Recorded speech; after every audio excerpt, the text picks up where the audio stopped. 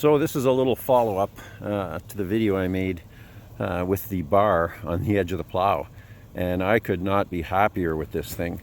So a little too hard to try and film it from in the truck, but what I wanted to show is this is the first time I used the plow. So we're really late this year getting snow. There is frost in the ground, but regardless, if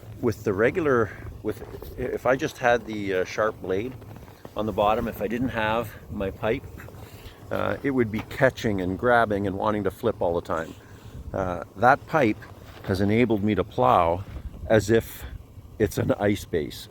I mean, yeah, there's a few little rocks moving, but it's not digging. It's just rides along. You can hear it scraping, but never in the entire, I did the entire driveway, and not even one instance where it caught and wanted to jam. It just slid over everything. So I'm going to call it a success. I haven't tried it with no frost because we just didn't get snow with no frost. I suspect it would probably do almost as good, maybe move a little bit of material if there was no frost, but very happy with it. So if you're debating trying this, I'm actually pretty impressed, and it may work all winter like this.